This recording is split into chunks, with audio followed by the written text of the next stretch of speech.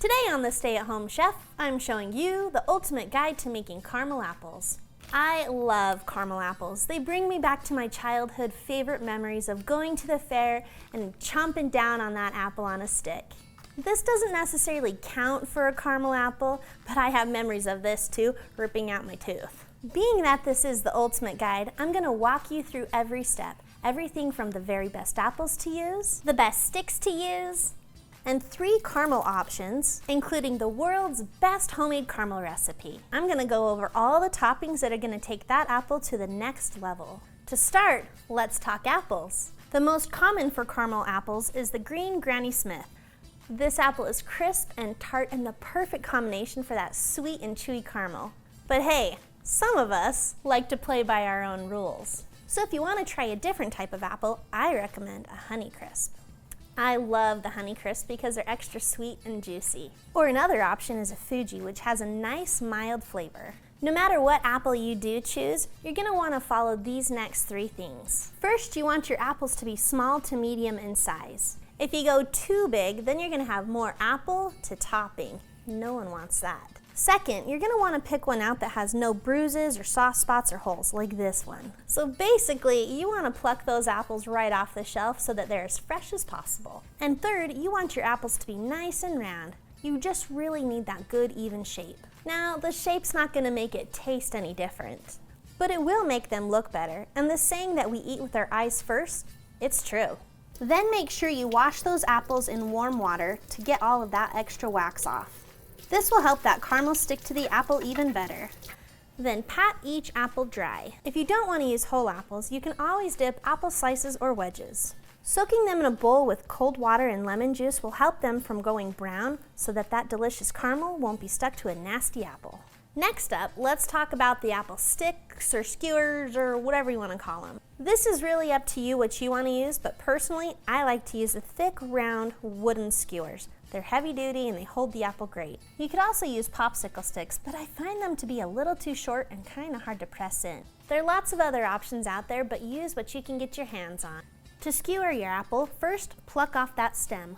And starting where that stem was, I'm going to push that skewer about 2/3, to the 3/4 the way through. Just make sure that's really sturdy. Let's set all of these apples aside and start on the star of the show, our caramel. Today, I'm going to show you 3 caramel options. First up is the made to melt caramel bits and the Peter's caramel loaf.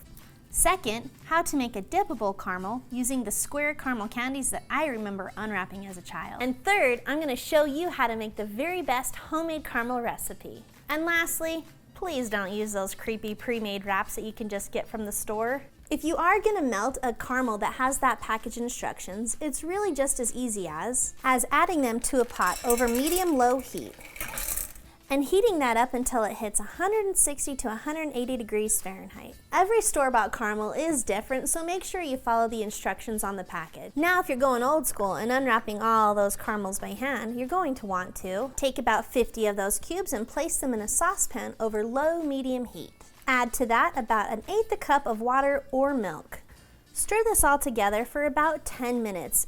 What we want is for that to reach about 160 to 180 degrees Fahrenheit. Then you can start dipping those apples. And lastly, if you've got a kitchen thermometer, you're going to want to make our best ever caramel recipe. It's going to take those caramel apples to the next level. To start, we're going to melt 1 cup of unsalted butter over medium heat. To that pan, we're going to add in 1 can or 14 ounces of sweetened condensed milk and 1 cup of corn syrup, 2 cups of brown sugar, and no, you can't use honey or maple syrup as a substitute. And there's just really no substitute for liking and subscribing, and 1/4 teaspoon of salt.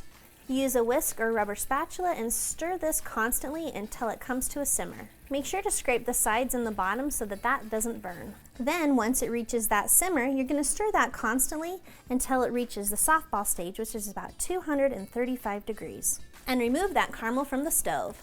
We're going to let our caramel cool down into the range of 160 to 180 degrees Fahrenheit, which is the perfect temperature for dipping those caramel apples. Now there's a science to dipping those apples, and let's go over that. Your caramel needs to stay a consistent temperature. If it's too hot, it's just going to slide right off that apple. If it's too cold, it's going to make it way too thick, making that really hard to work with. So here's a trick for both homemade and store-bought caramel. Once that caramel's been heated, we're going to pour it into a crock pot. It's going to help us keep that caramel at that perfect temperature of 160 degrees to 180 degrees Fahrenheit. We're going to put our crock pot on low setting. Once your caramel's at that perfect temperature, it's time to get dipping. To start, we need to get a cookie sheet and line that with some parchment paper. Gently press that apple into the caramel. Use a spoon or spatula to wipe off any excess drips. Next, flip that caramel apple upside down while that caramel continues to set for about 15 seconds. If it's still a little shiny, it's not quite ready to set down. You want more of the matte look to that. Then place that dipped apple on a parchment-lined cookie sheet. And if you follow these instructions, you're gonna have a perfect apple versus one that could have that puddly, ugly bottom. And of course, if you wanna dip those apple wedges, it works just the same way. Now, as good as this does look, let's make it even better by adding on those toppings. The toppings are endless, but some of the most popular ones are M&Ms, Reese's Bits, chopped nuts, Oreo crumbles, toffee bits and sprinkles, coconut flakes and cinnamon sugar, and of course, lots of melted chocolate. For the crumbly toppings like toffee, nuts, or coconut, you want to press those into it while the caramel's still warm. You want that caramel to be warm and press that toppings into the caramel. When it comes to chocolate dipping or chocolate decorating, you want that apple to be cooled completely. And I really love double dipped apples, so some fun specialties that you can make are an apple pie a la mode by dipping your caramel apple into white chocolate, then generously sprinkle cinnamon sugar on it while the white chocolate is cooling.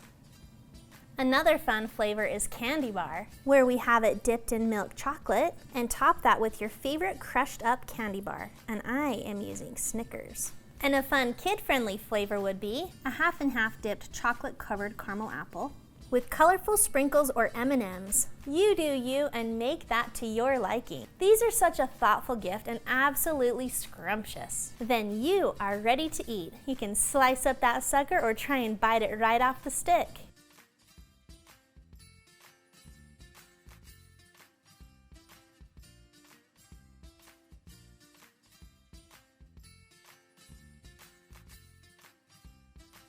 Thanks for watching. You can find the full written recipe in the video description below. Be sure to check out thestayatHomeChef.com where you can find hundreds of restaurant quality recipes you can easily make at home. We'll see you later.